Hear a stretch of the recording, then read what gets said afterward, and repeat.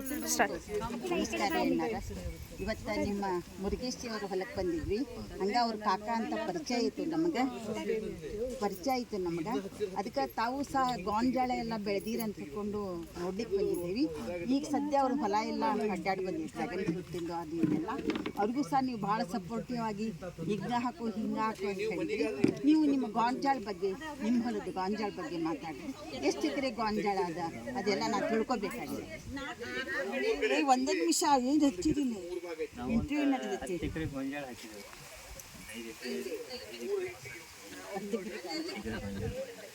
ಗೋಂಜಾಳ ಬೆಳೆ ಸಮ ಲೇಬರ್ ಚಾರ್ಜ್ ಕಡಿಮೆ. 70% ಗೋಂಜಾಳ ಬೇರೆ ಹತ್ತಿ ಲೇಬರ್ ಪ್ರಾಬ್ಲಮ್ ಇರೋದ್ರಿಂದ ಹತ್ತಿ ಹಾಕಲ್ಬಿಟ್ಟು ಸ್ವಲ್ಪ ಮಾಡೇವ್ರಿ. ಗೊಂಜಾಳ ಬೆಳೆ ಚೆನ್ನಾಗಿ ಬರ್ತೈತಿ. ಈಗ ಗೊಂಜಾಳದಾಗ ಚೆನ್ನಾಗಿ ತಯಾರು ಮಾಡ್ತಾರೆ. ಗೊಂಜಾಳ ಸರಿಯಾದಂಥ ರೇಟ್ ಸಿಗುತ್ತೆ. ಕಷ್ಟಪಟ್ಟು ದುಡ್ಡು ಮಳೆ ಒಂದು ಭಾಳ ದುರ್ಗ ಬಿಡ್ತೈತಿ. ಮಳೆನೂ ಜೂಜಾಟ ರೈತ ಮಳೆ ಸರಿಯಾಗಿ ವ್ಯವಸ್ಥೆ ಬಂದಿಲ್ಲ. ಸರ್ಕಾರಿ ಚೆನ್ನಾಗಿ ಬಂದವು ಬಂದರ ಸರಿಯಾಗಿ ಸರ್ಕಾರ ರೇಟ್ ಮಾಡಿದರೆ ರೈತನ ಆತ್ಮಹತ್ಯೆ.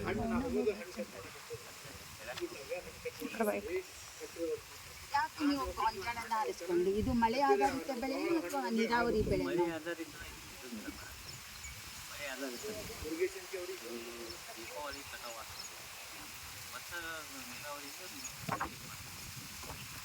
ನೀರು ಭಾಳ ಬೇಕು. ಹಾಗಾಗಿ ಅಲ್ಪಾವಧಿ ಬೆಳೆ ಇಲ್ಲಿ ನಮ್ಮ ಮಲೆನಾಡ ಸೆರಗಿನಲ್ಲಿ ಬರೋದ್ರಿಂದ ನಮಗೇನು ಮಳೆ ಅವಲಂಬಿತ ಈ ಗೋಂಜಾಳ ಬೆಳೆಗಳಿಗೇನು ತೊಂದರೆ ಇಲ್ಲ. ತೀರ ಬಿಜಾಪುರ ಎಲ್ಲ ಆಗಿದ್ರೆ ಭಾಳ ತೊಂದರೆ ಆಗ್ತಿತ್ತು. ಯಾಕೆ ನೀವು ಸಹ ಒಂದು ಡ್ರ್ಯಾಗನ್ ಫ್ರೂಟದ ಪ್ರಯೋಗ ಮಾಡಬಾರ್ದು? ಪ್ರಯೋಗ ಈಗ ಒಂದು ಎಕರೆ ಮಾಡಿದ್ದೇವೆ ರೀ. ನೆಕ್ಸ್ಟ್ ಇಯರ್ ಮತ್ತೊಂದು 2 ಎಕರೆ ಮಾಡ್ಬೇಕಂತ ಪ್ರಯತ್ನ ಮಾಡ್ತಾರೆ. ಅಂದರೆ ಸಸಿ ಇಲ್ಲಿ ನಮ್ದು ಸಿಗ್ಬೇಕು, ಕಾಸ್ಟ್ ಕಡಿಮೆ. ತಾವೊಬ್ಬರು ಇಂಜಿನಿಯರ್ ಅಂತ ಹೇಳ್ಕೊಂಡು ಕೇಳಿದೆ ನಾನು. ಈ ಕಮತದ ಬಗ್ಗೆ, ಈ ರೈತಾಪಿ ಇದ್ರ ಬಗ್ಗೆ ತಮ್ಮ ಒಲವು ಯಾಕೆ ಹೆಚ್ಚು ಬಂತು? ತಾವು ಯಾವುದೋ ಒಂದು ದೊಡ್ಡ ಕಂಪ್ನಿಯಲ್ಲಿ ದೊಡ್ಡ ಊರೊಳಗೆ ಇರ್ಬೋದಿತ್ತಲ್ಲ. ಮೂಲತಃ ಮೇಡಮ್ ನಾವು ರೈತರ ಮಕ್ಕಳು ಆಗಿಬಿಟ್ಟಿದ್ವಿ ರೀ. ಓದಿದ್ವಿ, ಓದೋದು ಹಗರಾತು, ಕೆಲಸ ಹುಡುಕೋದು ನಮ್ಗೆ ಭಾಳ ಕಷ್ಟ ಆಯಿತು. ಎಲ್ಲರೂ ಕೆಲಸ ಅಂತ ಹೋದ್ರೆ ಜನ ಊಟ ಅನ್ನ ಹಾಕಲ್ಲ ಯಾರು ಅಂತೇಳಿ ನಾವು ಈ ಪೀಳಿಗೆ ದೇಶಕ್ಕೆ ತುಂಬ ಎಲ್ಲರೂ ಕೆಲಸ ಅಂತ ಹೋದ್ರೆ ಭೂಮಿಯಾಗ ದುಡಿದಾರಿ. ಭೂಮಿ ನಮ್ಗೆ ಯಾವತ್ತೂ ಕೇಳಾಗಿಲ್ಲ. ಭೂಮಿ ತಾಯಿ ಯಾವಾಗ ಒಂದು ಕೊಟ್ಟೆ ಕೊಡ್ತಾಳೆ. ನಮ್ಗೆ ಯಾವಾಗಲೂ ಭೂಮಿ ಬೆಳೆಯೋದ್ರಿಂದ ನಮ್ಗೆ ಅನುಕೂಲ ಆಗಿದೆ, ಚೆನ್ನಾಗಿದೆ, ಹೆಲ್ದಿ ಆಗಿದೆ. ಮಕ್ಕಳನ್ನು ನಾವು ಎಜುಕೇಷನ್ ಮಾಡಿಸಿದಂತೆ 2 ಮಂದಿ ಮಕ್ಕಳು ಇಂಜಿನಿಯರ್ ಮಾಡಿಸಿದ್ವಿ. ಅಂತ ಮಾಡಿದ್ದೀವಿ. ಭೂಮಿ ತಾಯಿ ಯಾವತ್ತೂ ಕೈ ಬಿಡೋದು. ಭೂಮಿ ನಮ್ದ್ರೆ ಭೂಮಿ ತಾಯಿ ಯಾವತ್ತೂ ಕೈ ಬಿಡೋದಲ್ರಿ. ಭೂಮಿಗೆ ಖರ್ಚು ಮಾಡಿದ್ದು, ತಾಯಿಗೆ ಖರ್ಚು ಮಾಡಿದ್ದು ಯಾವತ್ತೂ ಎಣಿಸ್ಬಾರ್ದು. ಹಂಗಾಗಿ ನಾವು ಭೂಮಿನ ಅವಲಂಬನೆ ಮಾಡ್ತೀವಿ. ಇವಿದು ಗೋಂಜಾಳ ಬೆಳೆದಿರಲ್ಲ, ಬದುವಿಗೆ ಏನಾರು ಒಂದು ದೊಡ್ಡ ದೊಡ್ಡ ಗಿಡಗಳನ್ನ ಹಚ್ಬೋದಿತ್ತಲ್ಲ. ನನ್ನ ಕಣ್ಣಿಗೆ ಕಾಣ್ತಾ ಇರೋದ್ರಿಂದ ನಾ ಪ್ರಶ್ನೆ ಮಾಡ್ತಾ ಇದ್ದೀನಿ. ಹಚ್ತಿದ್ವಿ, ಹಚ್ಚೇವ್ರಿ ಮೇಡಮ್ರೆ. ಅದಾವ್ರಿ ಅವು ಚಾಟ್ ಭಾಳ ಹೊಡಿತಾವ್ರಿ. ಅರ್ಧ ಎಕರೆ ಹೊಲದ ಮೇಲೆ ಹೋಗಿರ್ತಾವ್ರಿ, ಬೇರೆ ಒಳಗೆ ಹೋಗಿ ಬೆಳೆ ಚೆನ್ನಾಗಿ ಬರುತ್ತಲ್ಲ ಅನ್ನೋದು. ಹಂಗಾಗಿ ಗಿಡ ಸ್ವಲ್ಪ ನೀರೋದಕ್ಕೆ. ತಾವು ರೈತನಾಗಿ ಮುಂದಿನ ಯೋಜನೆಗಳೇನು ತಮಗೆ? ಮುಂದಿನ ಯೋಜನೆ ಐತೆ, ಇದನ್ನ ಹೆಚ್ಚಿಗೆ ಡೆವಲಪ್ ಮಾಡ್ಕೊಂತ ಹೋಗೋದು. ಬೆಳೆಗಳು ಮಾಡ್ತಿದ್ದೇವೆ ರೀ. ಒಳಗೆ ಈರುಳ್ಳಿ ಹಾಕ್ತೀವಿ, ಹತ್ತಿ ಹಾಕ್ತೀವಿ, ಶೇಂಗಾ ಹಾಕ್ತೀವಿ. ಹೆಚ್ಚಾಗಿ ಗೊಂಜಾಳ ಹಾಕ್ತೀವಿ ರೀ. ಲೇಬರ್ ಪ್ರಾಬ್ಲಮ್ ಇರೋದ್ರಿಂದ ಗೊಂಜಾಳ ಅನುಕೂಲ ಆಗೈತಿ. ಗೊಂಜಾಳ, ಸೋಯಾಬೀನ್. ಈಗ ಇತ್ತಿತ್ತಲಾಗಿ ನಾನು ಪೇಪರ್ನಲ್ಲಿ ನೋಡಿದಾಗ ಈ ಈರುಳ್ಳಿ ರೇಟ್ ಜಾಸ್ತಿ ಆಗೋಂಗೆ ಕಾಣಿಸ್ತಾ ಐತಿ. ತಾವು ಯಾಕೆ 1 ಎಕರೆ 2 ಎಕರೆ ಮಾಡಬಾರ್ದು?